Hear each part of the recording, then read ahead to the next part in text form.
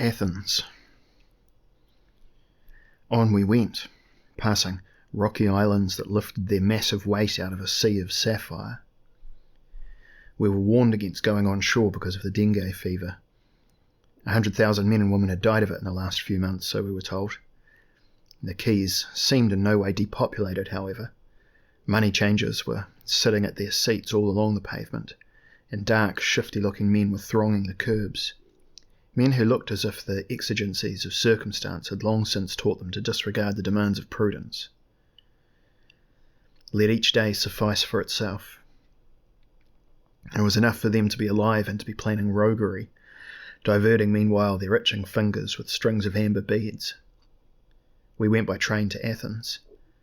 I kept looking out of the windows, my mind full of those two brave walls I used to read about in 4A at Sherborne, with H.R. King sitting up at his desk, and Farwell and Rawlins and Wilson Minor in their places, and the sparrows twittering outside on the spouting.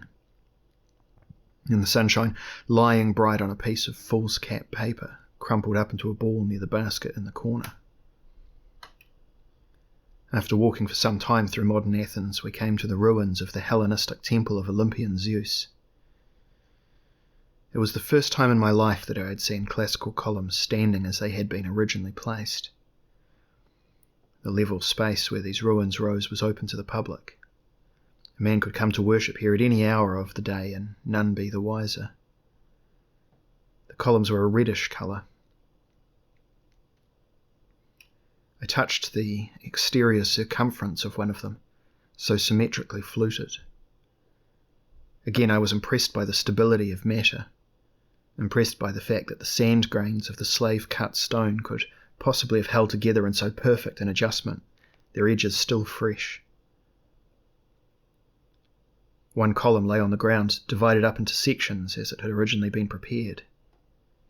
Each round section, complete in itself, looked like an individual vertebrae of a spine of some primordial monster.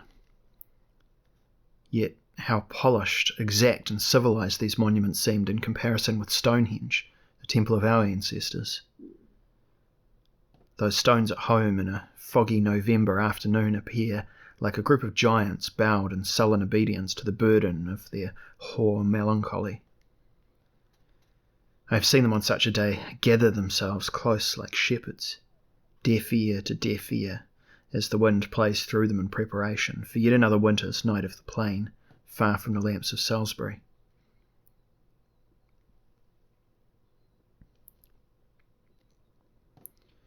From the Temple of Jupiter we made our way toward the Acropolis.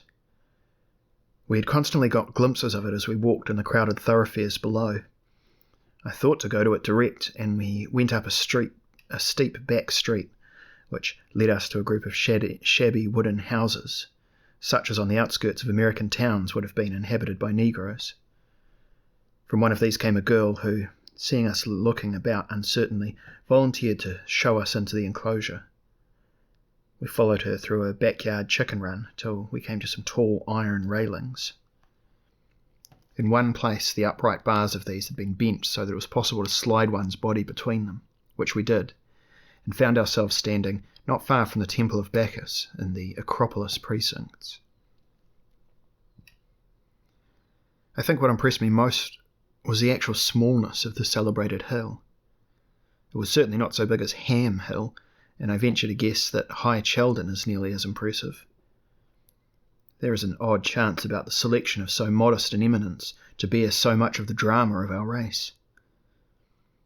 How dependent upon men's egoism did the long rumour of the locality seem as we looked upon the rude outcroppings of its natural rock. What was it? At its best but the report of the same feverish, reckless life that was astir that afternoon in the streets below. These ancients had passed away, leaving behind them a few carved stones and a bare coppice. That was all. And yet, as I looked down into the theatre and looked up at the Parthenon, I knew that I had lied. These dead men alone of all mankind have indicated a manner of life full of grace, freedom and propriety. They it was who first, in a brief span of radiant years, considered our human situation with keen and balanced intellects. It is to Homer that we owe our conviction that the secret of life rests in poetry. It is to Epicurus that we owe our fearless freedom. I now kneeled down to see more closely a sculptured head that lay near my feet, half buried in the grass. It was the head, doubtless, of a god. I raised myself. I must have needs put my bare hand onto a cactus, thereby receiving into my flesh a score of infinitesimal prickles, which for the next 10 minutes kept me entirely virgin of meandering reflections. We now went up into the Parthenon. Because of the pestilence in the city, we were absolutely alone on the hill. It was extraordinary. It was as though the Greeks had only recently gone, had only yesterday stolen away, leaving their white temples to the butterflies, and to the little lich owl of Pallas Athena. The mute inscriptions on the fallen fragments of marble were like moving lips. And how perfect in balance and grace, spirit and matter at last at one, were the caryatids, supporting their burdens like maids at rest for a moment, coming up from a river. On each moonlit night, how they must seem to be waiting, with perfect calm, waiting with the unasking patience of enduring womanhood for the cry of release. It was late in the evening, and after we had had tea, we returned to the neighbourhood of the Acropolis. This time we were going in search of the reputed prison of Socrates, somewhere on the hill opposite. We found it at last, surrounded by young pines, 2 caves, an outer and an inner one, cut into the side of a hill, for all the world like those on the road from the Five Ashes to Odcombe, where I used to like to look at when I passed them with my governess in our winter walks, my wooden hoop held tight for a moment in my gloved hand. If I could have been certain that it was the actual prison of Socrates, I would have been more satisfied, but I was tormented by doubts that would not leave me, and I had no wish to be duped. It was getting dark when we climbed up to the monument above and looked across the valley at the Parthenon. The ground was tufted with heather, and well it might be, I thought, as the cool mountain air of Attica blew against our foreheads. We returned to find that our fellow travellers had covered the portholes of their cabins with muslin for fear of the mosquitoes. The next day, wishing to have our passports in order for landing in Asia Minor, we made an expedition to the Turkish consulate. The consul himself was in bed, but we were received by the vice-consul, a dark, dapper young man and very personable. Twice he left the office to rouse his master, who turned out to be, when he eventually appeared, a very affable, middle-aged gentleman, with a fat white face and hands that folded agreeably over his abdomen. He sat down at the desk with many a reassuring smile. "What can I do for you?" he asked. "But you are brave. You are certainly possessed of courage to come of your own free will to this plague-ridden city. Nothing but death, death on all sides.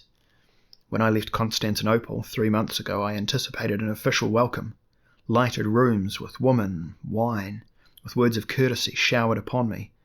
Instead, from the first, I can assure you I have seen nothing but death. I myself have been desperately sick for weeks.